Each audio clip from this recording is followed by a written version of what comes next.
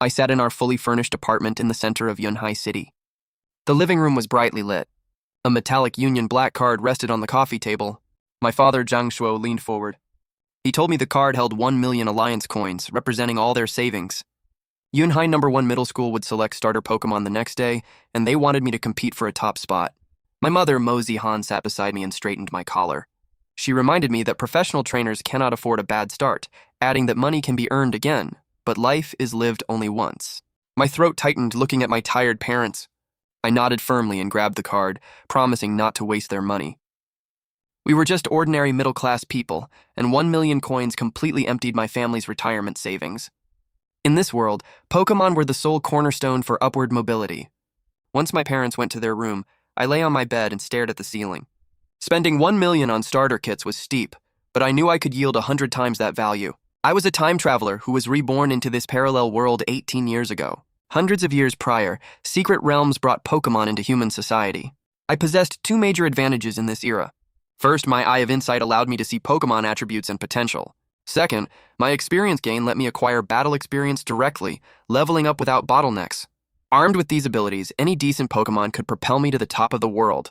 A sudden knock sounded at my door. My mother walked in holding a pure white envelope. She explained that she found it in the mailbox without a stamp and teased that it might be a love letter. I took it with a wry smile, pointing out that senior students choosing Pokémon had no time for romance. She laughed and wished me a good night before closing the door. The clean envelope bore no postmark or sender, just my name. Thinking it was a prank, I tore it open. The first line stunned me. It claimed to be from my future self tomorrow. I frowned, assuming a friend was playing a trick. Yet my back grew cold as I read on. The letter revealed my deepest secrets as a time traveler, explicitly naming my Eye of Insight and experience gain, along with the 1 million coin card from my parents. My heart pounded as I realized the sender truly knew things no one else did. The letter instructed me to skip the regular selection area tomorrow morning. Instead, I needed to head directly to the abandoned bushes at the far east end of the Pokémon Academy to find an exceptional starter.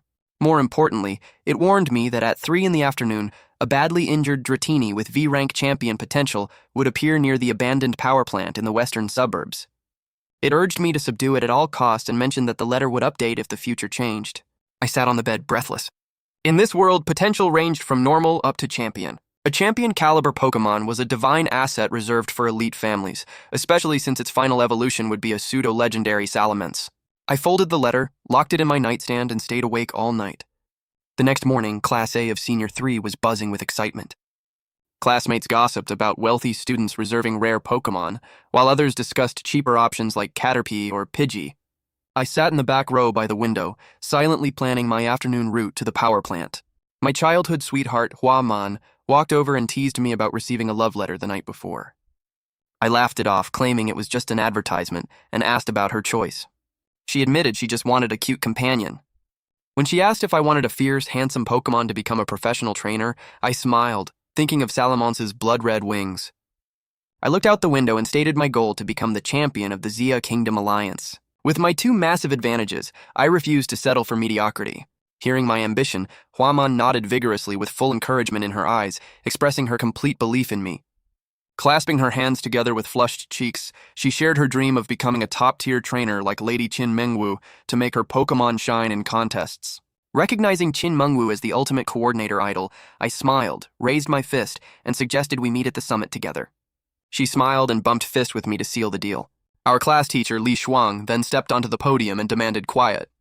As the noisy classroom settled, he declared this the most important day of our lives. He advised students from average families to prioritize grass-type or bug-type Pokémon because they are affordable and grow quickly. Finally, he reiterated the league's ironclad rule that starter Pokémon are allies, warning that abandonment would result in a permanent ban from being a trainer. The entire class shouted their understanding in unison. Half an hour later, we arrived at the Yunhai City official Elf Academy. The massive complex resembled a small town split between a general area and a starter area. Having paid a high sponsorship fee, Hua Man and I entered the exclusive zone reserved for the 3 top families. We were greeted by a rich natural atmosphere featuring organized simulated volcano, forest, and lake ecosystems. Surrounding students went wild exploring the park, while Hua Man pulled my sleeve through the crowd. She stopped near a simulated volcano rock where a small fennekin with red ear fur sat observing the crowd. As she marveled at its beauty, I activated my Eye of Exploration, causing a semi-transparent data panel to reveal its stats. It was a level 5 female Fennekin with maxed out special attack and speed, an unawakened hidden trait, and near king level potential. Realizing its incredible capabilities for grand tournaments, I assured Huaman that its potential was perfect for a future top coordinator and urged her to claim it. Grasping an advanced cube with sweaty palms, Huaman approached the cautious fox. She crouched down, offered the treat, and put the wild creature at ease. The delicious flavor won Fennekin over completely, and it happily touched the offered Pokeball, capturing itself without any struggle. Huaman jumped up with joy while I clapped and congratulated her. When she asked which Pokemon I planned to choose, I simply instructed her to follow me toward the eastern side of the park.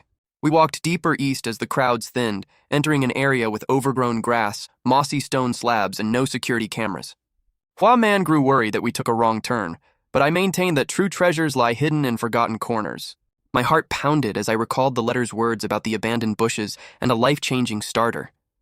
Suddenly, intense Pokemon cries echoed from behind a thicket of weeds. I pushed aside the weeds to reveal a wide, muddy field.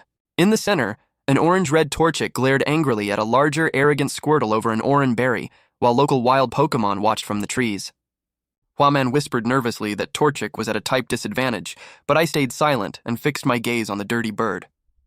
I activated my Eye of Exploration, revealing a light blue panel that displayed a level 6 Torchic boasting the Speed Boost hidden ability, maximum attack and speed values, powerful inherited movesets, and genuine king-level potential. I held my breath, completely stunned by the discovery. I realized with a shock that the Torchic hidden in these abandoned bushes possessed genuine king-level talent, with potential reaching all the way to champion.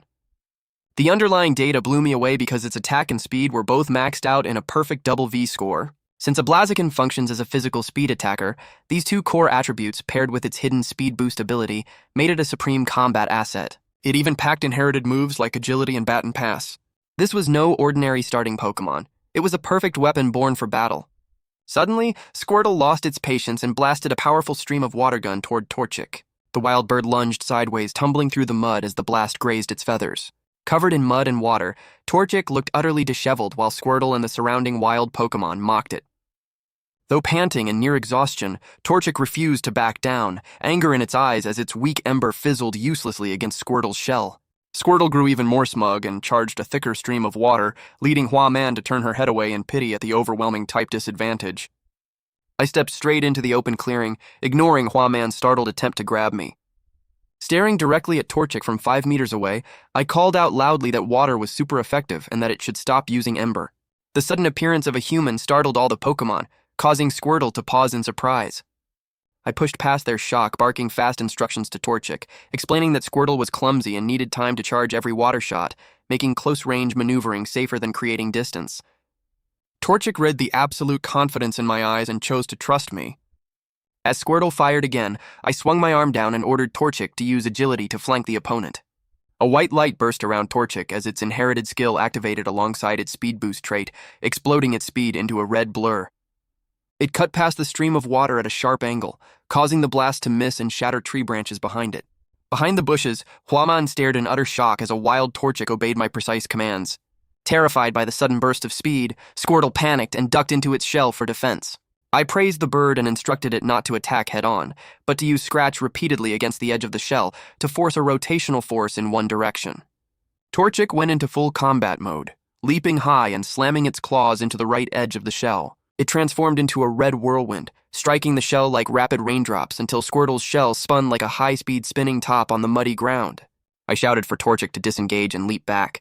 As the spinning shell slowly ground to a halt, Squirtle poked its head out with spinning circles for eyes, completely dazed and foaming at the mouth before collapsing unconscious. The entire clearing fell dead silent.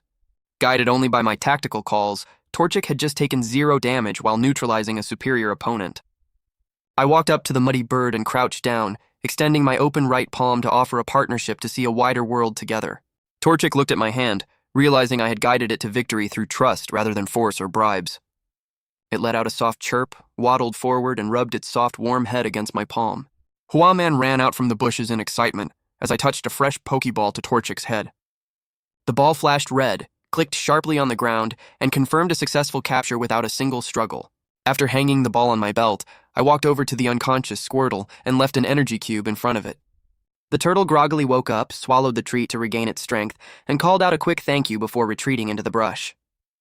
With my starter secured, I turned my attention back to the letter's remaining warning. The 3 in the afternoon encounter with the champion potential Dratini at the abandoned power plant.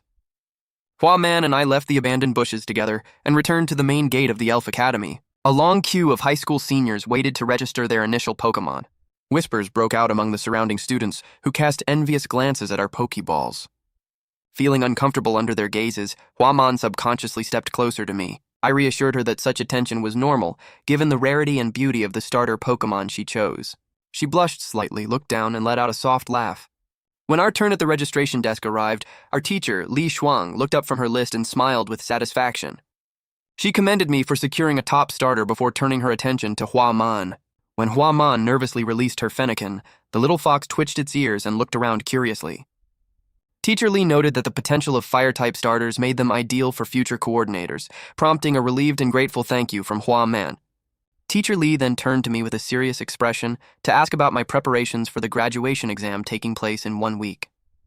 She explained that this exam functioned like an independent admissions process, where battle points could earn direct admission or special recruitment by top trainer academies. She advised me to train Torchic thoroughly and focus on building synergy through battle arena practice.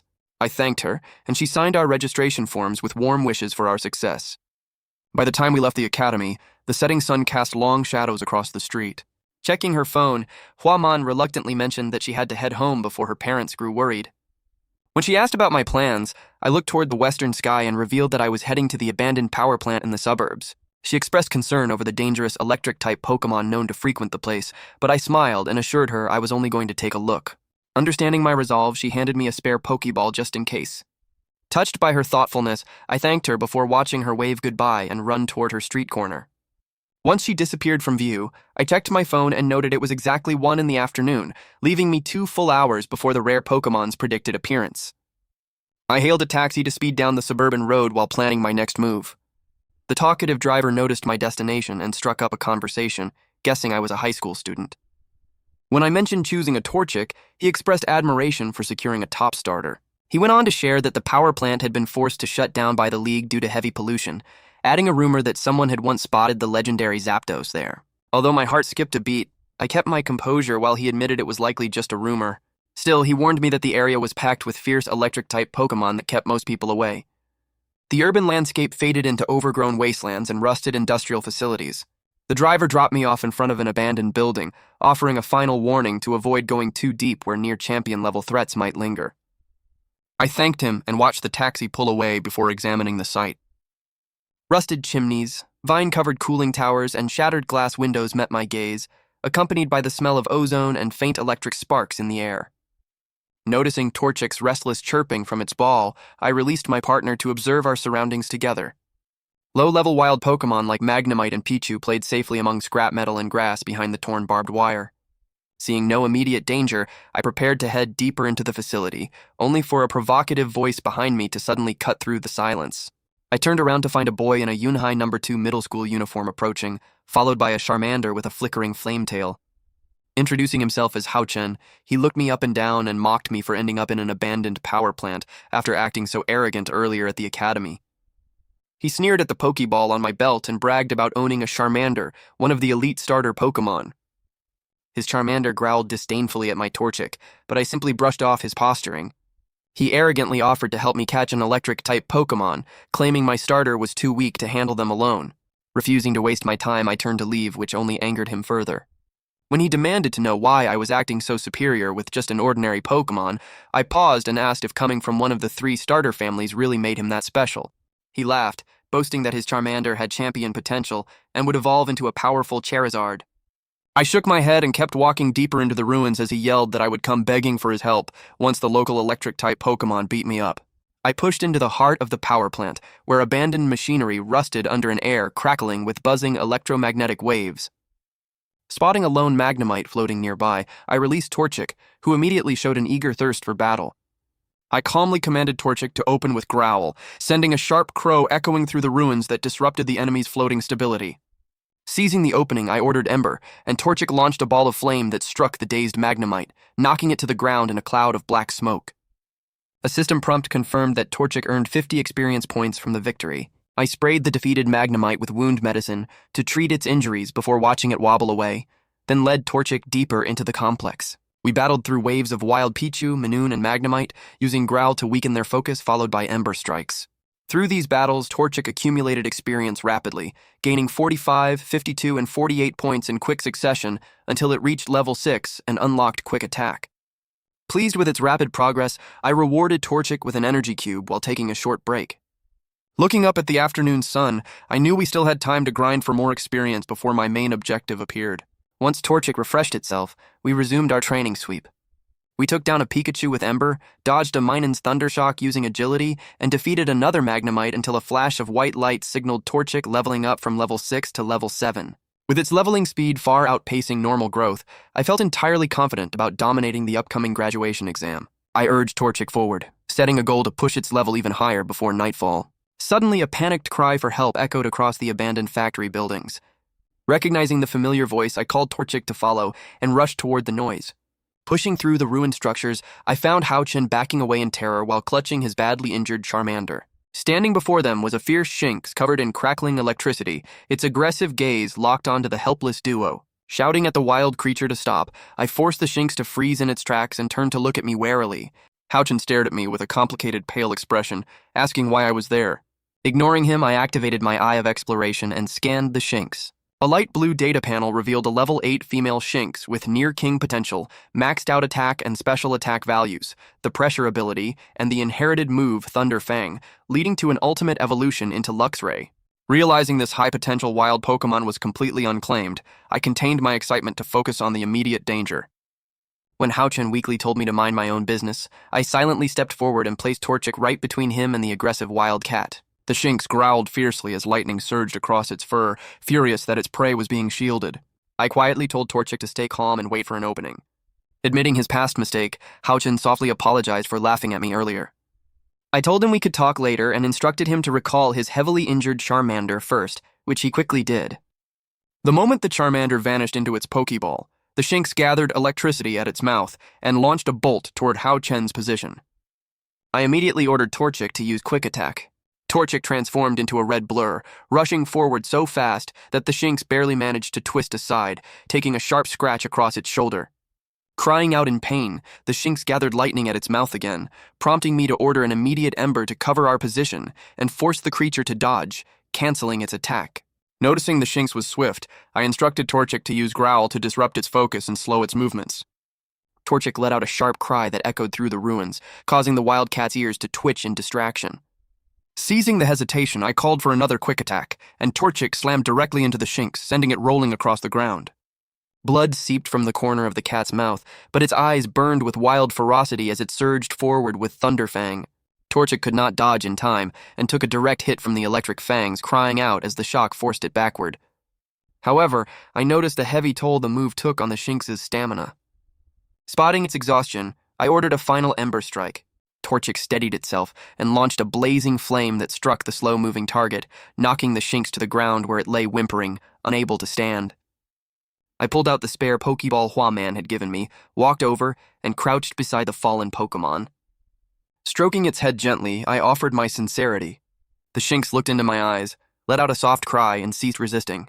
I touched the Pokeball to its head, and the red light flashed before securing the capture with a crisp ding. Picking up the ball with a smile, I thanked Torchic, who proudly puffed out its chest in response. Houchin stood nearby with a dark expression, trembling as he accused me of stealing a Pokémon he found first.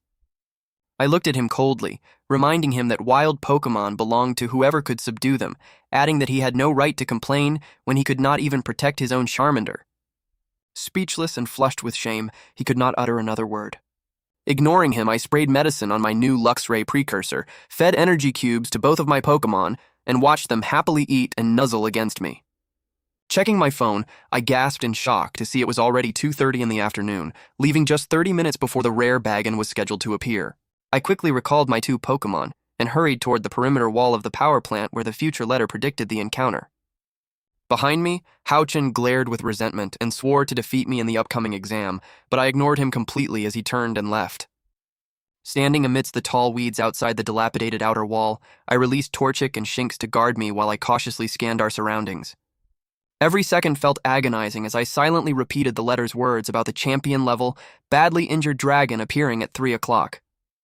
Though doubts lingered about whether my future self was truly reaching out, I chose to trust the message and braced for the potential acquisition of a near god-tier partner. Suddenly, Torchic let out a wary cry toward the bushes behind the wall, making my heart leap.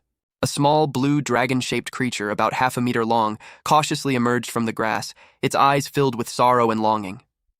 My breathing hitched as I recognized the Bagan and instantly activated my eye of exploration. The light blue panel confirmed my wildest dreams, a level 5 male Bagan with champion-level potential, maxed out HP, attack, and special attack, the levitate ability, and the inherited move Dragon Dance, destined to evolve into Salamence.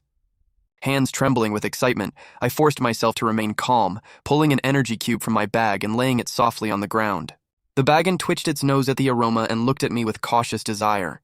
I spoke gently, reassuring the little dragon that I meant no harm, and asking if it longed to spread its wings and truly soar through the sky as a Salamence.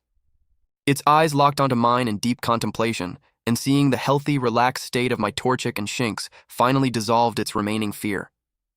Letting out a soft cry, the Bagan approached and rubbed its head against my palm.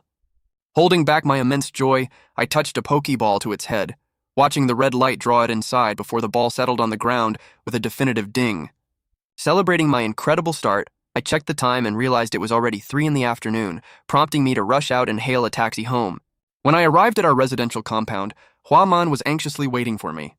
She ran over, explaining that my parents were frantic after I failed to update them, adding that she had covered for me by claiming I was playing at a classmate's house. I checked my phone and felt a wave of guilt upon seeing over 30 missed calls from my parents. Expressing my sincere gratitude to Huaman, I hurried inside to face the heavy atmosphere in our living room, where my father, Zhang Shuo, and mother, Mo Zihan, sat looking furious and deeply worried. My father scolded me for leaving without a word and turning off my phone, while my mother spoke through tearful, choked breaths. Remorseful, I lowered my head and apologized, explaining that I had been completely consumed by capturing Pokémon. When my father's anger cooled and he asked where I had been, I confessed to visiting the western suburbs power plant and capturing extra Pokémon. My mother gasped in surprise, reminding me that students were only assigned 1 starter. I explained that these were wild captures, and when my father demanded to see them, I released Torchic first. My father crouched down to inspect the bird, his eyes wide with amazement as he praised its speed boost ability and exceptional condition. I smiled and mentioned catching even more, which made my mother doubt that a ruined power plant could yield anything special. Intercepting her words, I released Shinx into the living room.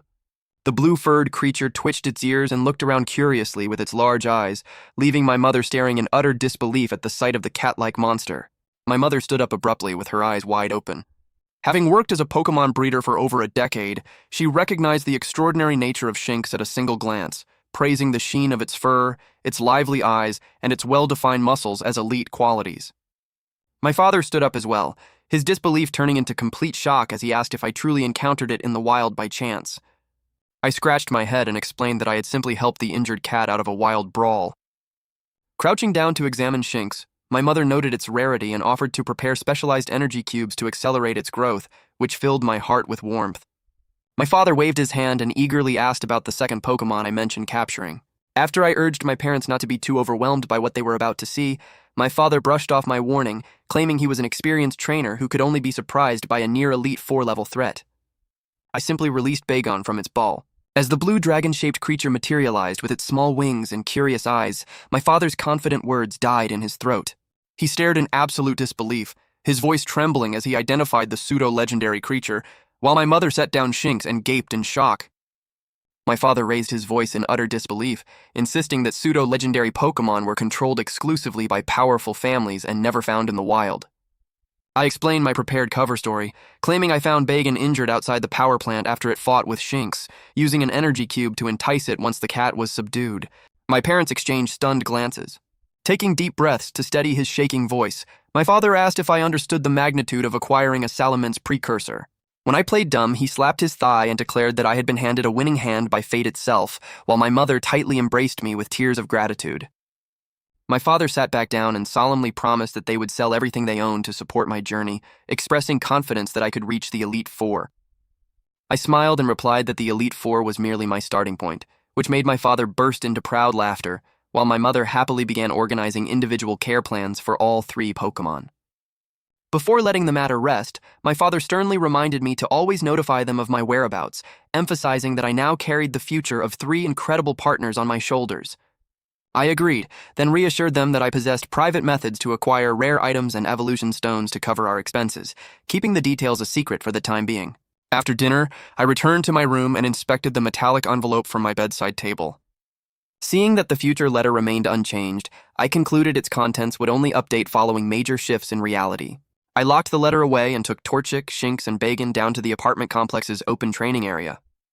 Surrounding myself with my 3 eager partners, I outlined their specific training regimens, instructing Torchik to master Flamethrower, pushing Shinx to amplify its electric power, and directing Bagan to build physical strength while practicing Headbutt, before stepping back to initiate our official training session.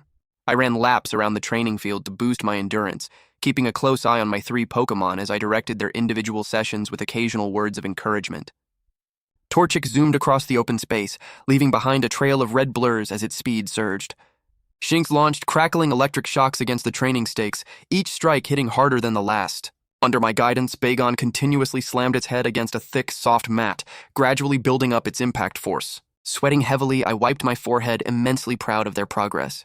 Deciding to test their growth, I clapped my hands to pause the drills and declared a 3-way, free-for-all spar with no lethal moves, adding a fun rule that the loser would skip dinner. Torchik's eyes immediately flashed with fierce resolve as it initiated the match with a rapid ember aimed at Shinx.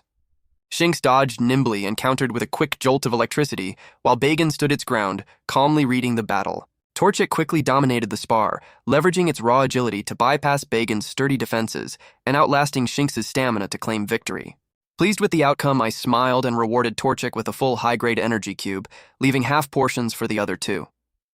Torchik squawked with joy as it gobbled its feast, while Bagan and Shinx hung their heads looking utterly defeated. Squatting down, I stroked their heads, reassuring them that consistent hard work would always make them stronger, which instantly reignited their determination. As night deepened, I brought my partners back to the apartment, lay in bed staring at the ceiling, and clenched my fist, entirely confident in our path to the top of the world. The next morning, I arrived at Yunhai No. 1 Middle School to resume classes after the Pokémon selection holiday. The room was packed with senior high school students debating the upcoming graduation exam, whispering rumors about direct university admissions for top performers, alongside doubts from those with common starter Pokémon like Caterpie. I put down my school bag just as Hua Man ran over with her Fennekin's Pokeball. She excitedly shared that she had bonded with her Fennekin all night, and that it had already learned a new move. I congratulated her, keeping my answer vague when she softly asked if I had found anything notable at the Western Power Plant, wanting to keep my new captures private for now. Our class teacher, Li Shuang, stepped up to the podium holding a folder and quieted the room. He formally congratulated everyone before announcing that the Pokémon exam would take place in 1 week, triggering a wave of excited chatter. Demanding silence, he clarified that only registered starter Pokémon could be used to ensure a level playing field. He outlined the 3-stage structure: a school-level selection where the top 32 advance, a city-level preliminary to narrow the field down to the top 8, and a final round to crown the top 3. When a student asked about the incentives, Teacher Lee explained that high rankers would receive college exam exemptions or bonus points, with the top 3 receiving exclusive government rewards. He added that the exam offered valuable combat experience, though participation was optional. His announcement sparked immediate groans among students holding common Pokémon like Rattata or Pidgey, who felt outmatched by wealthy peers with elite starters, leading many to forfeit in advance. Meanwhile, students with classic starters looked eager and confident. Unfazed by the surrounding chatter, I raised my hand to sign up. Teacher Lee nodded approvingly, and then accepted Huaman's sign-up right after mine. Pleased with Class A's strong turnout, he closed registration and instructed us to follow him to the school's 3,000-square-meter battle arena. We walked through a long corridor into the magnificent arena, surrounded by thousands of spectator seats and crowded with students from other classes. Principal Yu stood on the central high platform before a massive electronic screen, gesturing for order. Addressing the assembly, he confirmed that stellar performers could bypass college entrance exams entirely, adding that the top 3 city finalists might even win league-sponsored rewards like rare items or precious evolution stones. This news caused a massive stir, as black market evolution stones were virtually priceless. Principal Yu concluded by encouraging us to use the gym over the next week for practice battles, strictly warning that intentional harm to opposing Pokémon would result in severe punishment before dismissing the classes to explore the facility.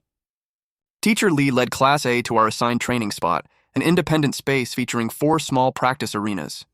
Handing the floor over to us for free practice, he called me out first, explaining that he wanted to gauge Torchic's growth. He then scanned the room and summoned Lu Xin, a student from one of the 3 starter families who possessed a Charmander.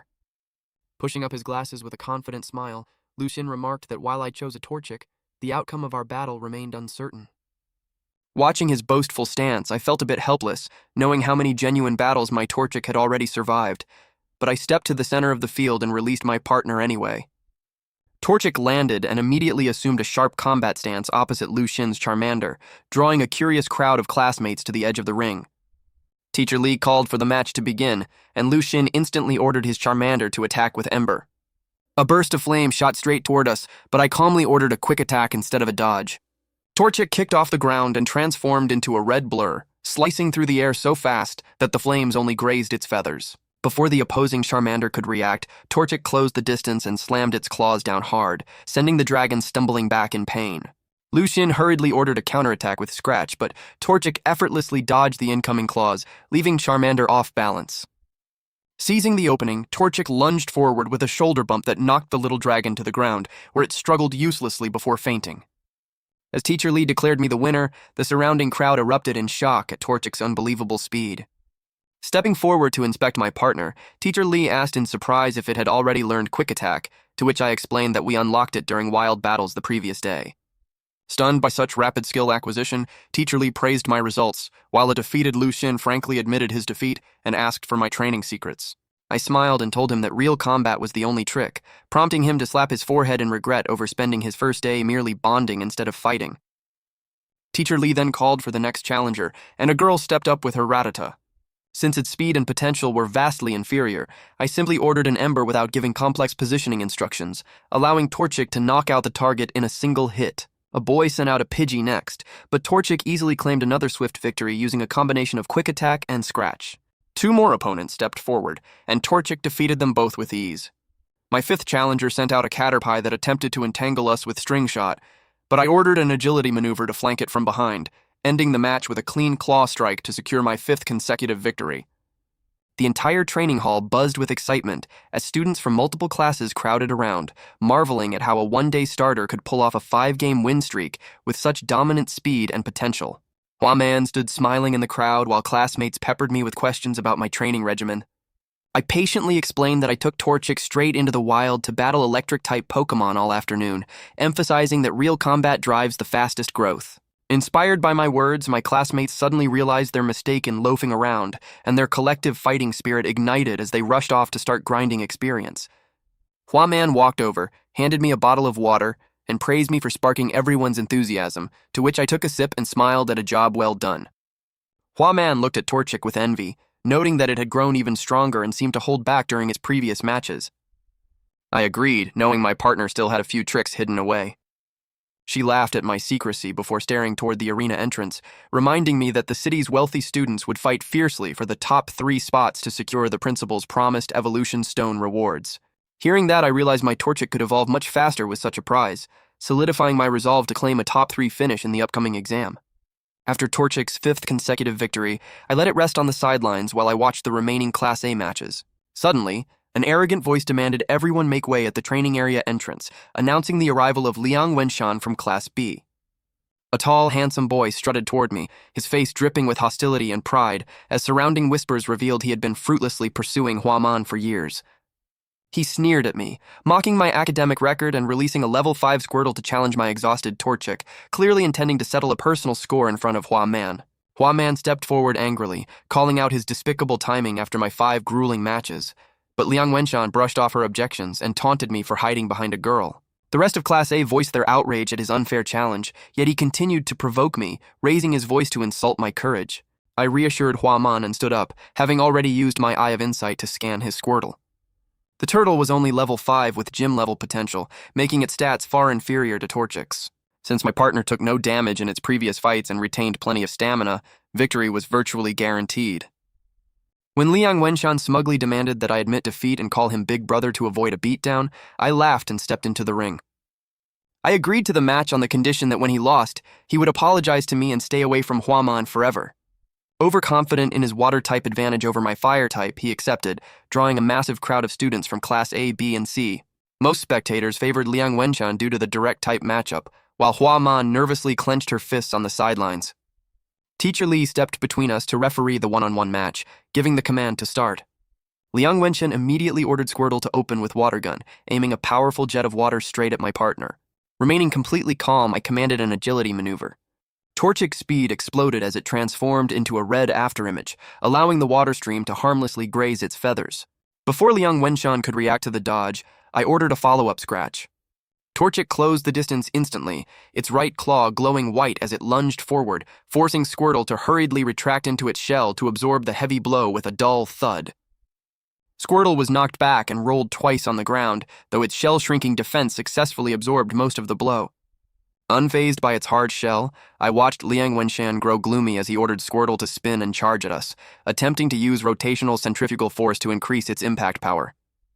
Recognizing his little trick, I knew it paled in comparison to my strategy. With a simple command, Torchic used Quick Attack to leap directly behind the spinning shell, causing Squirtle's charge to strike nothing but empty air. As Torchic's speed boost ability triggered once again in response to its rapid movements, its speed climbed to even greater heights. On the sidelines, Teacher Li gasped upon recognizing the rare hidden trait, muttering to himself that Torchic's potential was far beyond imagination. Squirtle eventually stopped spinning and poked its head out to catch its breath, completely exhausted by its defensive maneuvers, whereas Torchic remained entirely unscathed and eager for battle. Liang Wenqian shouted in utter disbelief, unable to accept that his starter Squirtle was being overwhelmed so completely. Executing a flawless maneuver, Torchic finished off the weakened turtle, securing my 6th consecutive victory amidst the deafening cheers of the crowd inside the Yunhai No. 1 middle school arena. Type advantages meant nothing against Torchic's extreme speed, and as the final whistle blew over the collapsed Squirtle, the referee officially declared me the winner. The students from Class A swarmed the field to surround me, loudly celebrating while asking how Torchic became so terrifyingly fast. Outside the cheering ring, a Class B student asked a silent, grim-faced Liang Wenqian how he could lose after taking advantage of my supposed fatigue, prompting Liang Wenqian to snap angrily and storm off while casting a malicious parting glance in my direction. When I returned to the Class A classroom, the entire room erupted as classmates praised my impressive 6-game streak. I modestly brushed off the praise as good luck, but Hua Man ran over excitedly to share that the entire school was talking about my fearless battles, while Liang Wenqian had become a laughingstock for trying to take advantage of me and failing. I frowned slightly, having no desire to create a deadly enemy, but Hua Man playfully added that many younger students and girls were already asking for my number. I chuckled helplessly, assuring her that I only wanted to train in peace. Just then, Teacher Li walked in and asked me to step into his office. In the office, Teacher Li poured me a glass of water and praised my performance, though he sternly warned me to remain cautious since Liang Wenqian came from a prominent family of trainers who would hold a grudge. Changing the subject with a smile, Teacher Li revealed that my battle performance had personally caught the attention of Principal Yu Shuo. Impressed by my academic standing and exceptional command skills, the principal decided to invite an influential alumnus back to school to provide special training for top talents like me. Teacher Li revealed that this figure was Wang Tao, the master of the renowned Fire Cloud Dojo, a top gym in Yunhai City specializing in fire-type Pokémon. Knowing that Master Wang's elite guidance would be invaluable for Torchic, I suppressed my excitement and promised to give my absolute best. Teacher Li urged me to cherish the opportunity and instructed me to report to the arena at 9 o'clock the following morning. I left the office in high spirits, and when I arrived at the arena on time the next morning, I found over a dozen top students waiting inside, including a scowling Liang Wenqian who still looked miserable from his public defeat. Class A called him despicable, Class B mocked him for overestimating his own abilities, and Class C openly spread rumors about his failed scheme. The son of a renowned trainer had truly become the laughingstock of the entire school, an insult he clearly found impossible to swallow. Liang Wenqian glared at me with deep hostility, and I merely nodded back without expression, sparks practically flying between our gazes. Just then, a commotion erupted at the center of the field as Principal Yu arrived alongside a 30-year-old man in a simple black tracksuit. Though unassuming at first glance, the young man exuded an unfathomable, calm presence, highlighted by sharp eyes that seemed to penetrate right through everything. Principal Yu formally introduced him as Wang Tao, an alumnus from 12 years ago, who currently served as the head of the famous Fire Cloud Dojo, returning to conduct a week-long intensive training program for elite students. The crowd erupted in excitement over receiving direct instruction from a gym leader. Wang Tao signaled for quiet, explaining that he returned to repay his alma mater and assess the current generation of trainers. His eyes briefly lingered on me before he announced that the session would focus on fire-type field control tactics, demonstrating how terrain manipulation can overcome severe attribute disadvantages. He then released a cub Vulpix, prompting my eye of exploration to display a light blue data panel, revealing a level 12 elite Vulpix with near-king level potential, maxed special stats, and a perfect crowd control move pool including Sunny Day and Fire Spin. Impressed by its incredible aptitude and skill set, I listened as Wang Tao offered to demonstrate fire-based field control against a water-type starter. Eager to restore his tarnished reputation before the gym leader, Liang Wenshan immediately raised his hand and stepped forward with his Squirtle, assuming that losing to a gym leader with a type advantage would still look respectable. Principal Yu stepped in as the temporary referee for the one-on-one battle and gave the signal to start. Wang Tao opened the match by commanding Vulpix to use Sunny Day, sending an orange-red orb into the sky that transformed into an intense, scorching miniature sun that visibly weakened Squirtle's sight and combat effectiveness. He immediately followed up with Fire Spin, creating a rotating wall of fire that trapped Squirtle in the center of the arena. Feeling cornered, Liang Wenshan ordered a forced breakthrough, sending Squirtle charging directly at Vulpix through a gap in the flames. Wang Tao commended his composure under pressure, but immediately ordered Ember. Under the intense sunlight, Vulpix's flames intensified from orange-red to a glowing golden yellow, colliding mid-air with Squirtle's water gun to create a thick cloud of steam. To Liang Wenshan's absolute horror, the fire move matched the water move evenly. Wang Tao explained to the silent crowd that Sunny Day inherently weakened water moves while amplifying fire moves, and the surrounding fire spin further augmented his offensive power, effectively neutralizing the natural type disadvantage. As the harsh sunlight and oppressive heat continuously drained Squirtle's stamina, its movements grew sluggish. Wang Tao called for a final enhanced Ember, which passed through the fire vortex to gain even greater power and scale, hitting Squirtle head-on and knocking it out cold. Principal Yu announced Wang Tao's victory, leaving Liang Wenshan standing dejected and crushed after lasting less than a minute. As Liang Wenshan recalled his Pokémon and slunk back into the crowd, he caught me watching him without a trace of smugness or mockery, which only seemed to make him more uncomfortable. While the rest of the audience remained stunned by the gym leader's display, I silently analyzed the battle and identified a fatal flaw in the strategy. The field control setup was simply too slow, requiring 2 full turns to cast Sunny Day and Fire Spin before establishing control. If an opponent could deliver high-impact damage within those initial 2 turns, the setup rhythm would collapse entirely. With its explosive speed, my Torchic was the exact hard counter to such a slow, setup-reliant control style. When Hua Man leaned closer and asked for my thoughts on the match, I admitted that I learned a great deal, though I privately noted that even elite control-based strategies had their clear flaws. Before I could elaborate, Gym Leader Wang Tao addressed the crowd, announcing that he would select 1 student for hands-on practical guidance. His gaze swept over the crowd and settled directly on me. After I confirmed my identity, he mentioned that Principal Yu had praised my performance from the previous day, acknowledging my strong use of Torchic's speed, while noting that my tactics still relied heavily on direct, fast attacks. He offered to teach me something new, sparking envious murmurs across the arena as my classmates marveled at the incredible opportunity. In the crowd, Liang Wenshan stood with a darkening expression, consumed by bitter jealousy that I was receiving personal coaching right after he had been crushed. Wang Tao beckoned me forward to test my partner's limits. Stepping to the center of the ring, I adjusted my breathing and released Torchic. Facing an elite Vulpix, my partner showed no fear, standing tall and brimming with fierce fighting spirit. As soon as the referee initiated the one-on-one battle, I immediately ordered Torchic to execute an agility maneuver. Kicking off the ground like a red streak of lightning, Torchic zipped to the side of Vulpix instead of lunging straight ahead. Wang Tao's eyes widened in surprise. His entire field control strategy relied on 2 full turns to establish Sunny Day and Fire Spin, but my opening move completely denied him that setup time. Before Vulpix could react, Torchic executed a swift quick attack, slamming its claws hard against the fox and sending it staggering back. Recognizing that I had targeted his strategy's slow start, Wang Tao praised my quick insight, while pointing out that speed alone was not enough. He commanded Vulpix to use its own quick attack to evade our momentum, resulting in 2 blurs crisscrossing the field so fast the spectating students could barely keep track. As Wang Tao directed his fox to dodge, he suddenly realized that Torchic possessed its rare hidden trait, Speed Boost, causing its velocity to continuously surge with every passing moment. Though Wang Tao laughed off my declaration that I intended to win, I immediately ordered another quick attack. Torchic transformed into a crimson blur, slicing straight through a defensive fire spin to strike Vulpix directly with a heavy scratch. The impact launched Vulpix across the dirt, forcing Wang Tao to forego his leisurely approach and desperately command a sunny day to weaken our offensive momentum. Seeing the energy orb forming, I shouted for another agility rush to interrupt the setup. Torchic slammed into Vulpix mid-cast, shattering the forming sun sphere and sending the fox rolling across the floor.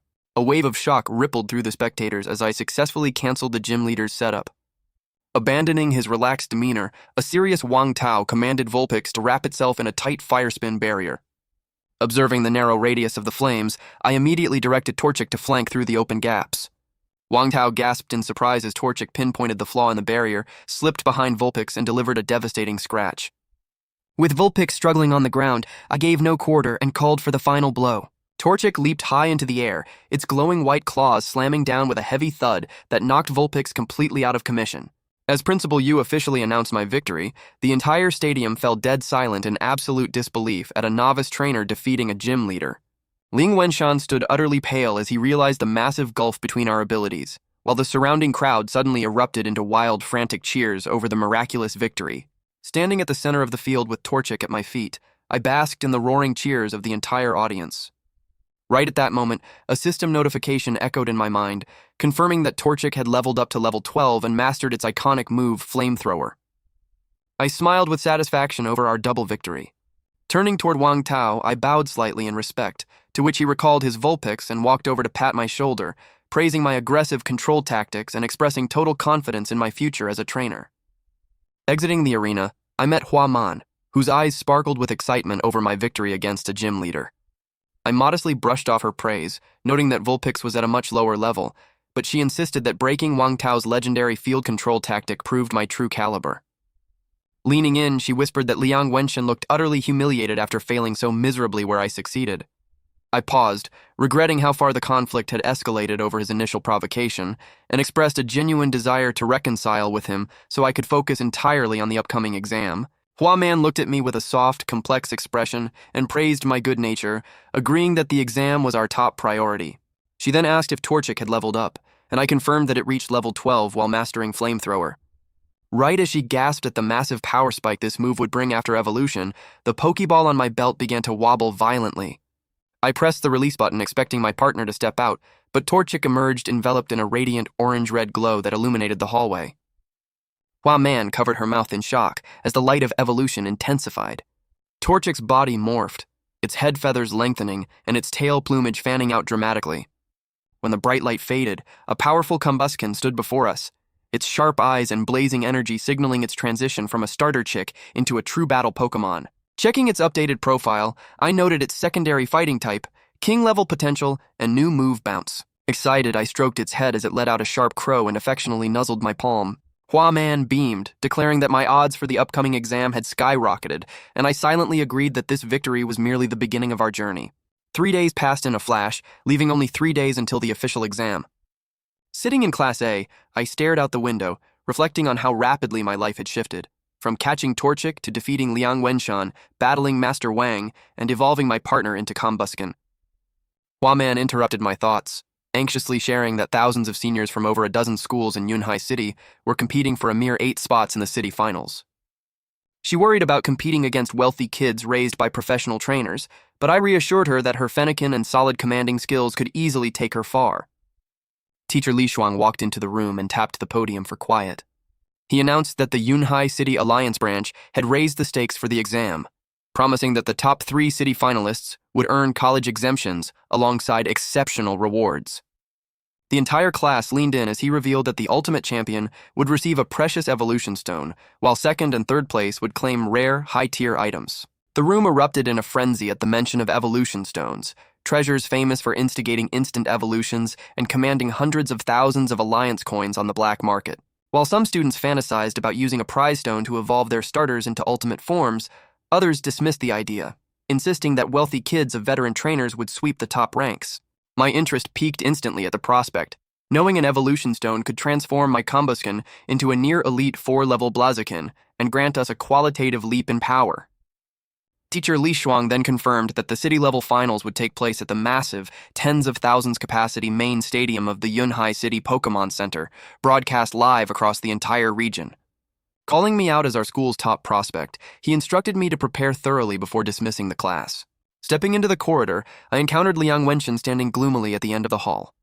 He glared at me with sharp tension and promised he would not lose during the exam, but I casually brushed off his hostility and walked past, leaving him behind, clenching his fists in silent rage. In the training hall, I caught gym leader Wang Tao before he departed and asked for advice on cultivating my fire-type partner. Wang Tao gladly offered his expertise, highlighting 3 core pillars for a fast-attacking fire Pokémon: feeding it lychee berries daily to maximize flame explosiveness, strapping sandbags to its legs during daily sprint drills to build physical speed, and maintaining open, patient communication to foster deep trust rather than relying on harsh commands. I meticulously took notes on my phone during our half-hour discussion, gaining complete clarity on concepts that previously felt vague. Checking his watch, Wang Tao urged me to visit his dojo whenever I needed further guidance, before walking away with a carefree air after encouraging me to aim for first place. A surge of respect washed over me as I watched the true master leave. The next day, after declining Huaman's offer to practice at the local battle arena so I could plan my strategy at home, I boarded the bus back, constantly plotting my next moves while reflecting on Wang Tao's invaluable advice. That evening, I gathered my 3 partners in my room and solemnly urged them to give their all for the upcoming exam.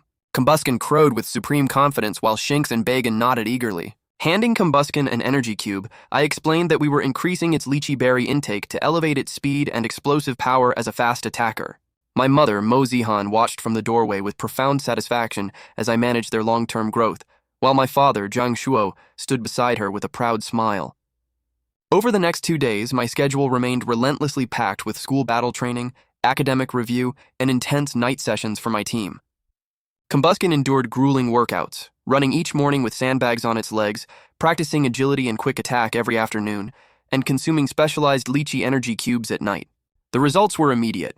Within 48 hours, Combuskin surged from level 13 to level 15 while mastering Flame Charge, while Shinx and Bagon also leveled up nicely.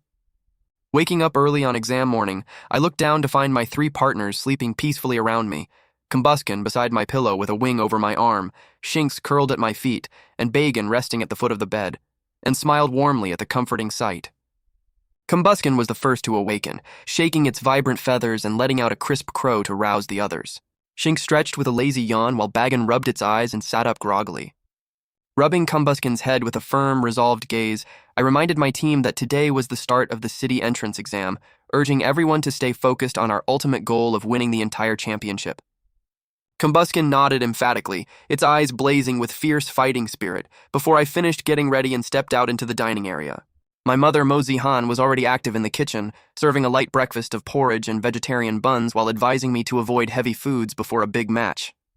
After I quickly finished my meal, she handed me 3 specialized energy cubes packed with 20% more lychee berry content than usual, which I gladly stowed in my backpack. She added that my father, Zhang Shuo, had left early to secure a good seat in the stands to cheer me on. Touched by his support, I asked her to thank him, and with a proud pat on my shoulder from my mother, I grabbed my bag and headed out. Huaman was waiting at the entrance of our residential complex, smiling happily as she admitted to feeling a bit nervous about competing against the city's finest elite trainers. I reassured her that her Fennekin was more than ready if she simply played to her strengths, prompting her to smile and walk alongside me as we headed toward the grand battle arena. The 2-day tournament was a major annual event in Yunhai City designed to select the top 32 on the first day before crowning the champion on the second, all under the watchful eyes of university talent scouts. Stepping inside the venue, I was awestruck by its sheer scale, surrounded by tens of thousands of cheering spectators in packed stands and massive electronic screens surrounding the central battlefield. After passing through security checks, Huaman and I checked in at the registration desk and found adjacent seats in the contestant waiting area. Shortly after we sat down, Hao Chen from Yunhai No. 2 Middle School walked over with a forced smile, sarcastically mocking my recent victory over the gym leader. I stopped Huaman from interjecting, and calmly told him to state his mind. Hao Chen sneered, leaning in close with gritted teeth to declare that he had not forgotten our encounter at the Western Power Plant, insisting that Shinx should have been his. He vowed to personally crush my Combuskin during the tournament to settle the score before storming off, but I brushed off his hostile threat, telling a fuming Hua Man that only our performance on the field truly mattered. Our focus was soon drawn to the loudspeakers as Director Ruan Ji of the Education Department took the podium, officially opening the Yunhai City Pokémon exam with an inspiring speech about sportsmanship and talent selection. As the stadium erupted in enthusiastic applause, match announcements began rolling out. Holding ticket number 73, I waited patiently through the opening rounds, watching an early clash between an Oddish and a Weedle that ended in a narrow victory for the grass-type trainer. After analyzing several average matches, my number was finally called to report to court number 3 against contestant number 74, Li Ming from Yunhai number 3 Middle School. I gave Hua Man a quick nod and stepped onto the field, immediately feeling the weight of countless eyes and whispering spectators recognizing me as the trainer who defeated the gym leader. Standing opposite me was a short-haired boy sweating nervously with a Rattata, trembling slightly as the referee raised his flag and officially signaled the start of our one-on-one battle. My opponent adjusted his breathing and tried to calm his nerves, knowing his Rattata stood little chance against a starter Pokémon, but remaining determined to give his all.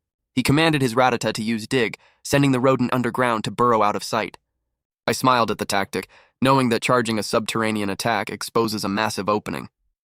Ordering Combuskin to unleash a flamethrower, my partner unleashed a torrent of blazing fire directly into the open tunnel. A shrill scream echoed from beneath the surface right before the ground collapsed, blasting out a scorched, motionless Rattata.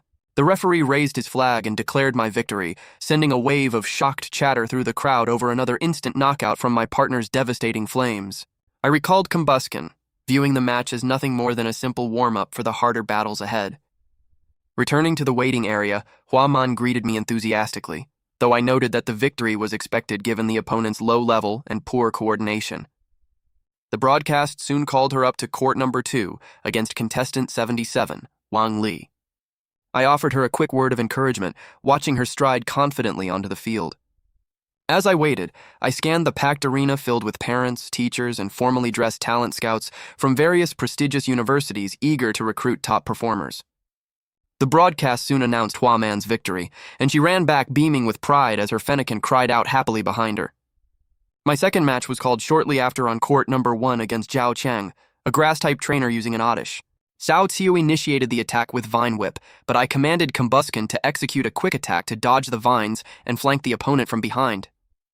Combuskin slammed its glowing white claws onto the Oddish before following up with a fiery flame charge that left the target completely scorched and unable to battle. The arena gasped at our overwhelming speed and power as I recalled my partner and prepared for subsequent rounds.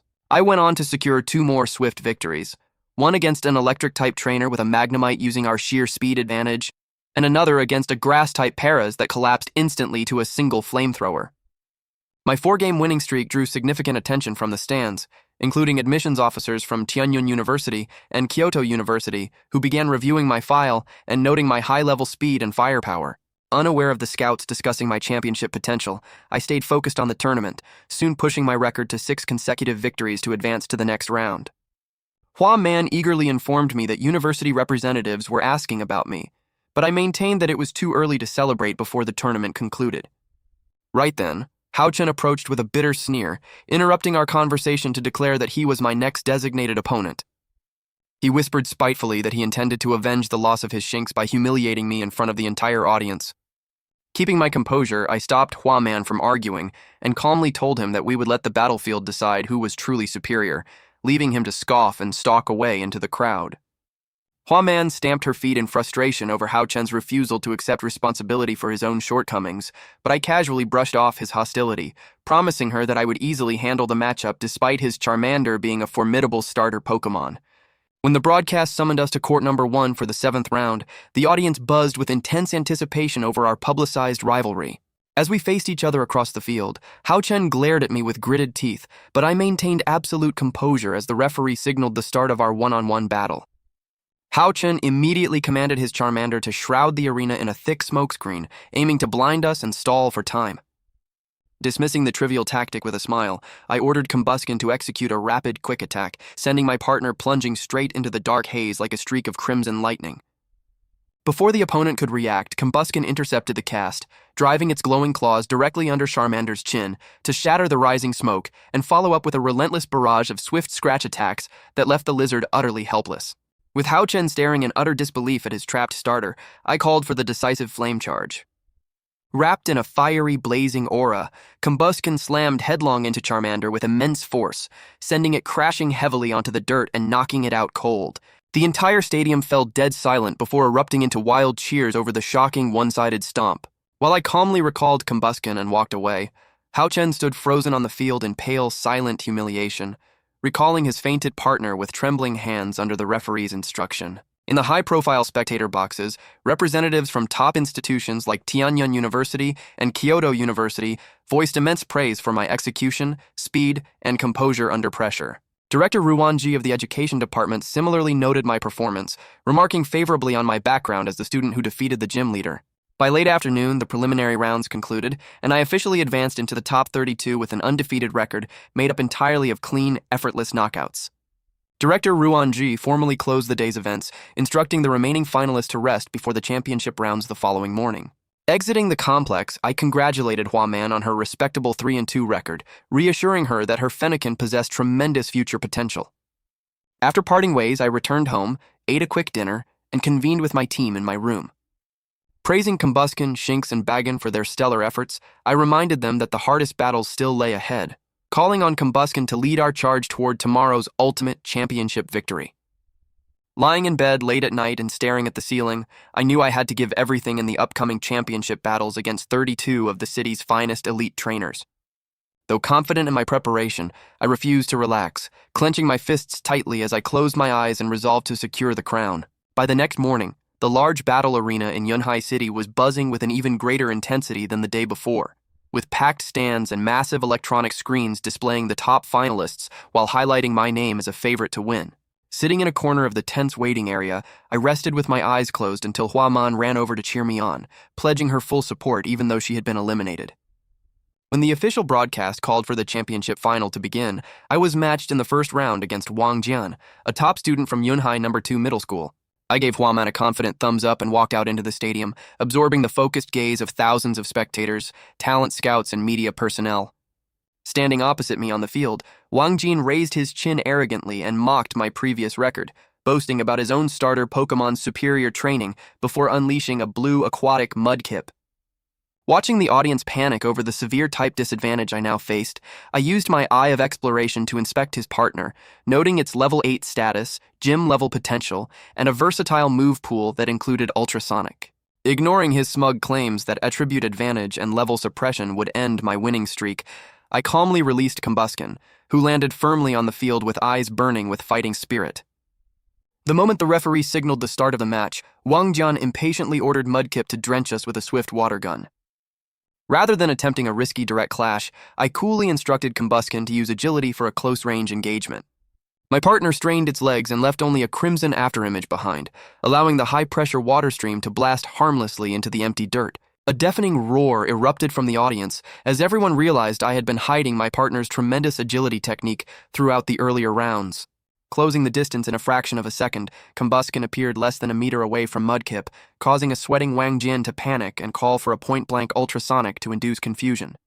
Anticipating his defense, I immediately ordered a flamethrower, prompting Combusken to blast a torrent of scorching fire directly into Mudkip's face before its sound waves could take shape. The impact canceled the ultrasonic setup and sent the blackened water type rolling across the dirt in agony. Wang Jian screamed in utter disbelief as a fire-type attack severely crippled his water-type starter, but his shock quickly turned into blind rage as he demanded a desperate retaliation.